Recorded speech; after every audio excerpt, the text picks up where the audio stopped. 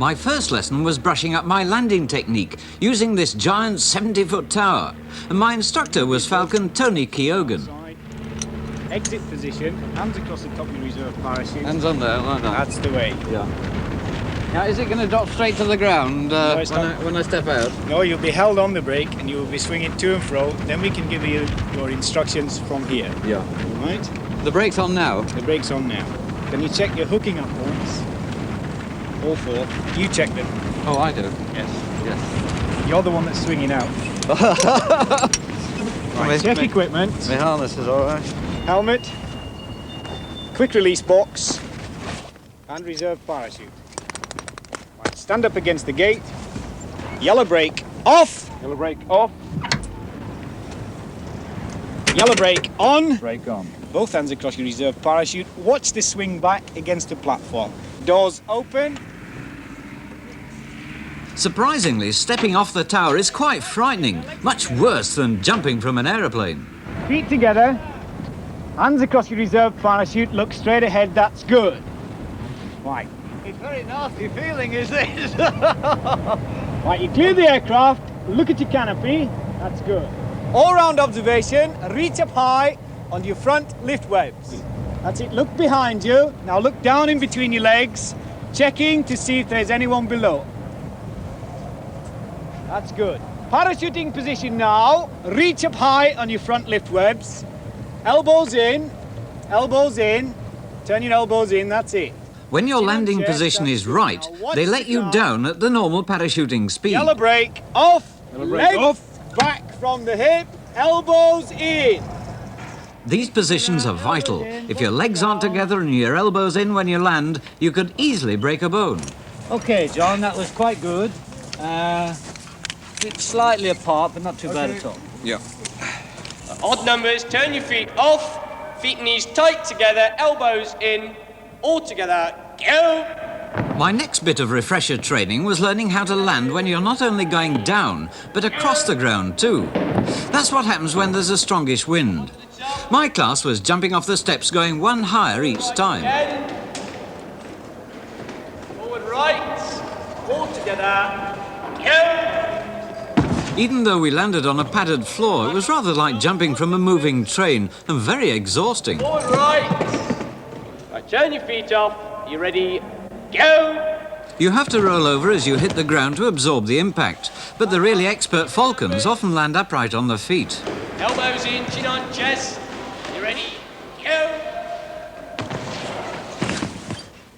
This was the plane we'd be using, a huge Hercules with a door at the back that we'd be jumping from. The most important equipment after your parachute are your two altimeters. They tell you your height and so when to open your chute. 1001, 1002, 1003, 1004. You have to give this count of 5 to clear the slipstream of the aircraft. Just a little bit more. Point your toes. Check your arm position. Elbows in just that little bit. Instructor Andy Sweeney showed me the drill. With freefall, the idea is to delay opening your chute till you get down to a given height. As you fall, you take up a sort of swimming position for stability. If you were upside down when you opened your parachute, it could tangle around you and you could be killed. Point in. Elbows in. Check your arm position. That's good. Check your altimeters. Quite good. Look around. This bit's dodgy. I'm just about to open the parachute with my right hand, and when I do, I have to move my left hand forward to balance myself. 4. Safety count. 1001, 1002, 1003. Reserve. Pull. I tackled stage 1 of my training. Gone all dizzy on that one. Now the Falcons reckoned I could try the 2-mile drop. Right, this morning's descent then, straightforward, clean fatigue descent from 12,000 feet. We're going out of the Hercules, we'll be going out of the ramp. Alec Jackson, the team leader, explained the order of jumping and at what height to open our parachutes. Before a jump, every member of the team has to know exactly what he's doing, and the briefing is vital. John and Bob opening at 3,000 feet, the rest of us similarly at 3,000 feet. Okay, everyone quite happy?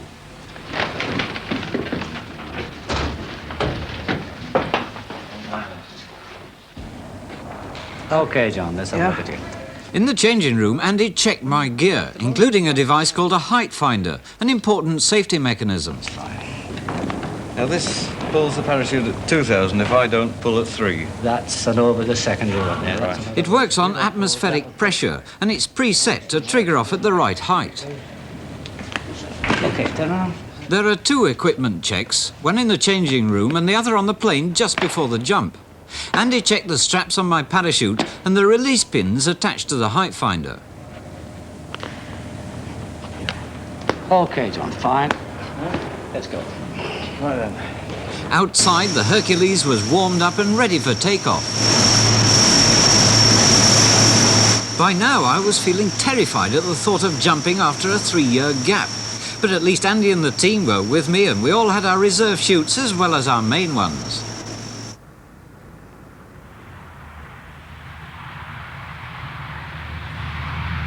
For our 2-mile jump, we were going to drop over the Abingdon camp and parachute down onto the airfield.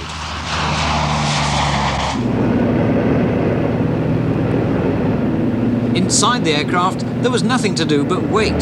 The noise was so terrific, no one could talk.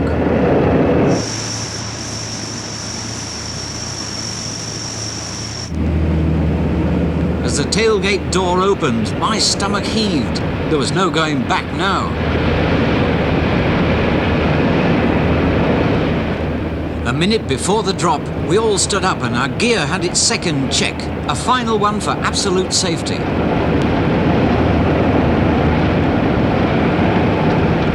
The pilot, Flight Lieutenant Matheson, had to position us well away from the airfield so we'd drift onto it with the wind. Falcon Bob Souter had a cine camera mounted on his helmet, and he hoped to get some shots of us in mid-air. Standing by the tailgate, our eyes were glued to the warning lights. Red for caution, any second now. Green for go. Suddenly all my training made sense. 1003, 1004, 1005, clear the slipstream, then into freefall position. And all this with the ground clearly visible 2 miles below. Falling through space was fantastic. It was very colourful too. All the Falcons had canisters trailing orange smoke from their feet. These are the moments they live for, and Falcon Ray Willis was certainly having a ball.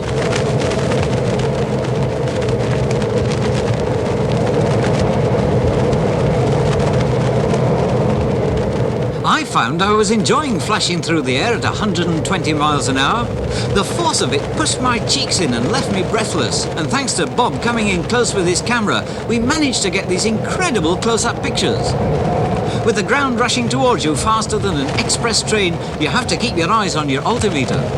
Now it registered 5,000 feet. 3 was the moment to pull my chute. When I do, watch how the parachute hesitates on my back where there's a slight vacuum. This doesn't happen often, but when it does, your heart always stops for a few seconds.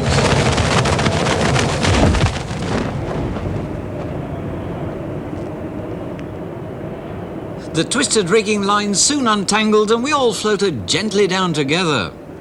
A sodium flare was lit on the airfield to help us judge the wind direction and make accurate landings. We could see it clearly from the air. The Falcons pride themselves on dropping spot on target, even when the wind's strong. The sensation of hitting the ground is like jumping off a 5-foot wall. Andy Sweeney made it look dead easy, but it takes tons of experience to touch down like this. All the Falcons were landing on 2 feet, bang on target, a small patch of gravel in the middle of the airfield. I knew I should have to do a rollover, but I didn't injure myself and I hit the target. The Falcons agreed I could carry on and try the big drop, so it was back to school again. At 5 miles up, there's hardly any oxygen in the air, so I had to learn to use breathing equipment. Put your helmets on, fasten your masks. Do that now. Instructor Joe Featherston showed us how to change over from the aircraft's oxygen to our own individual bottled supply. In the plane, the commands have to be in writing because of the Take noise. your oxygen lead off your bottle, turn your bottle on, put the lead to your eye. When you get an indefinite blow on your eye, change from console to bottle. When you're happy, fasten your lead to your chest strap. Sit with your thumb up, indicating that you're okay. At this stage, the dispatcher will come round and give you another check, following your leads, follow your eyes, and he'll check the end of your bottle. When you're happy,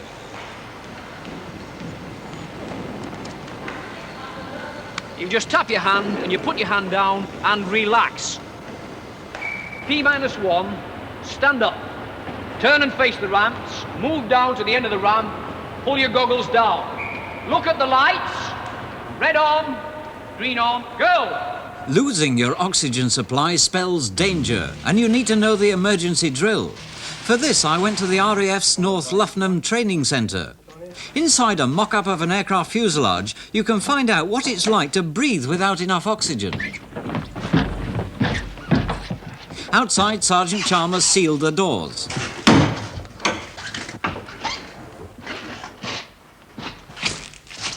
From his position at the controls, he could speak to us over his headset. Inside, our instructor, Dr. Jameson, quietly gave his commands. Because this is a medical test, the instructor has to be a doctor. Take a breath in and breathe out and see that the doors are white and black. If you get any pain in your ears or your sinuses or any trouble with your abdomen, could you please let me know? Climate test. Commencing ascent.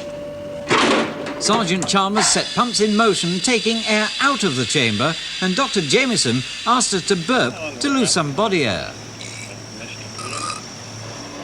3,000 feet. The air left in the chamber was getting thinner, and the pressure gradually decreased, just as if we were climbing to 5 miles high in an aircraft. Your brain needs oxygen to work properly, and by this time, there was half the normal amount in the chamber. 25,000 feet and ventilating. Chamber level, sir. Thank you. Could you now drop your mask, please? Leave your microphone switched on. Without my oxygen, I only had the extra thin atmosphere to breathe. Thank you very much. Counting now, please, Sergeant. Yes, please, sir. Could you write your name and address, please? As we go through the run, I'd like you to write down any symptoms that you may feel. Anything untoward, you write them down the right-hand side of the page. In the meantime, could you do the 13 times table? Could you write 13 times 1 equals 13 and then carry on? Yes, that's fine. At first, I didn't feel peculiar, but gradually things went muzzy as my brain was starved of the oxygen it needed. My 13 times table got slower as thinking became more difficult. My head was heavy and my vision started to blur. Is that right? Is it? Oh, I'm not doing too bad. The tips of my fingers went numb, and slowly but surely, I was losing consciousness.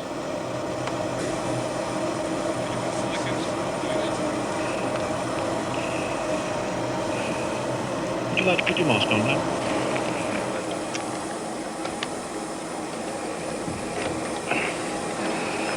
Could you write your name, please?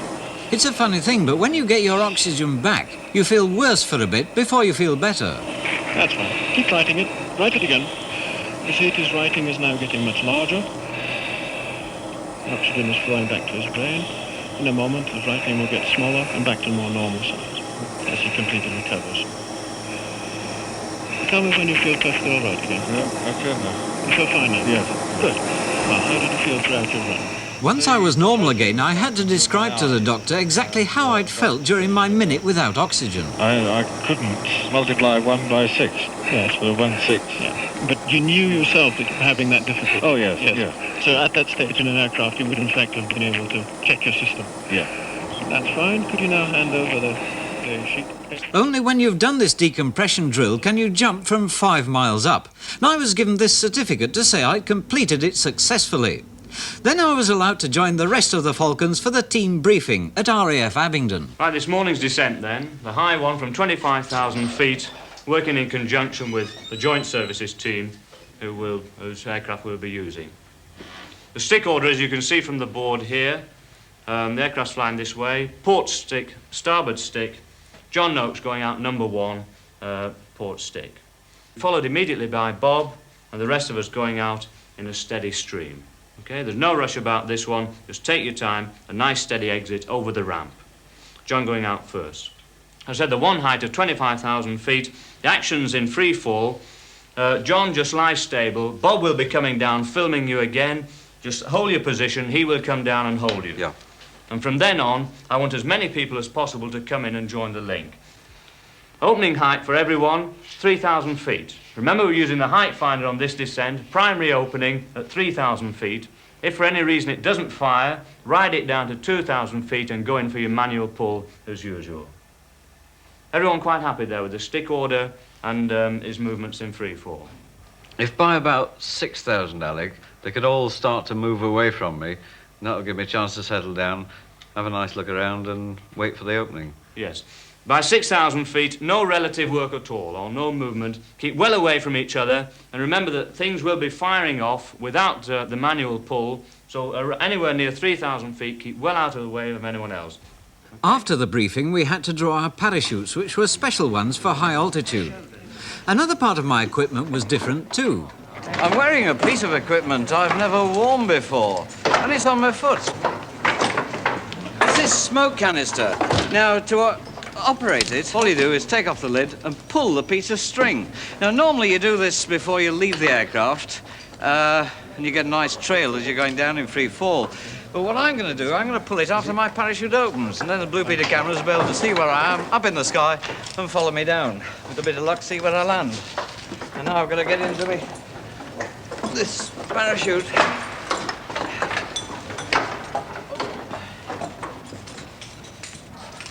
I'm a bit nervous, Andy. Did you get nervous before a big one? Well, you used to, John, in the old days. Not so much now, but we still get a little bit. I made sure my reserve parachute was well secured. In an emergency, this could save my life. What do you reckon the temperature will be when we go out up there? Well, I reckon it could be about 35 centigrade below. At 12,000. Right, at 35. Oh, I'm feeling warm.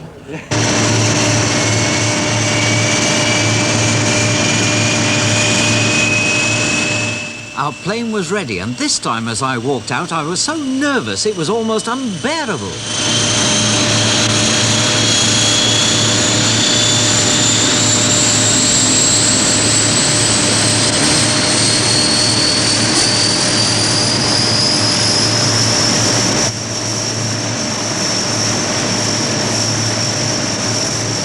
A jump like this has to be planned months in advance. It needs a specially qualified pilot, someone experienced in high-altitude parachuting.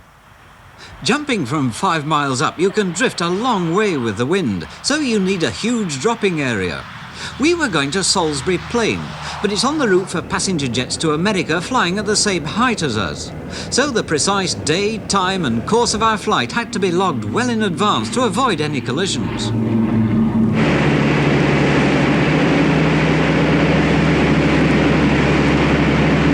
We put on our helmets and oxygen masks in good time. Remembering my training now was crucial. If I forgot what to do, it was far too noisy to ask. Our pilot didn't know if we'd definitely be able to jump until we reached Salisbury and found how strong the wind was. The ground party had left Abingdon hours before and had set up their equipment for measuring the wind on the landing area, hoping to be able to give us the all clear. As we approached, the order was given to open the tailgate, but we still didn't know for certain whether we could drop.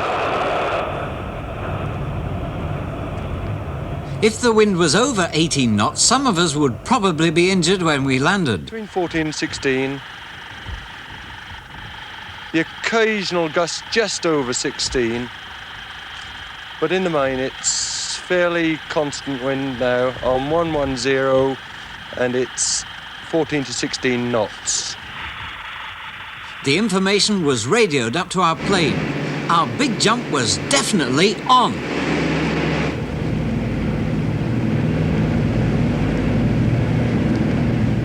Minutes to go and change to walk around. We disconnected from the aircraft's oxygen and joined up our own bottles, checking for the puff of oxygen as we'd been trained.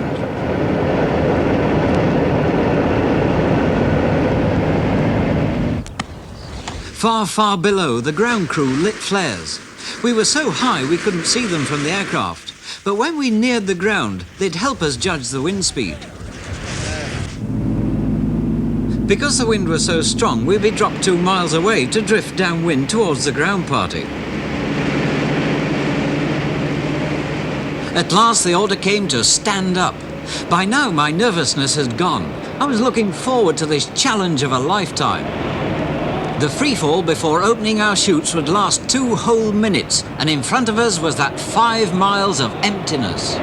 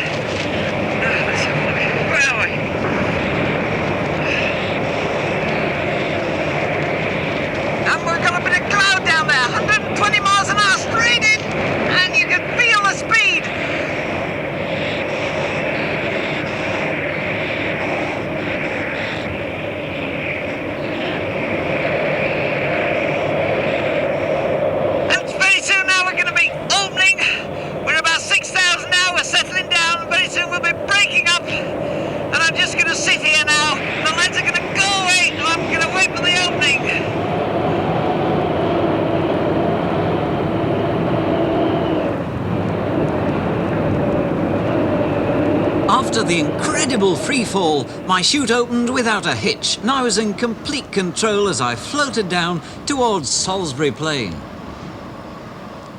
But I knew I was in for a difficult landing in the stiff breeze, and I was concentrating so hard I clean forgot my smoke flare till the very last minute.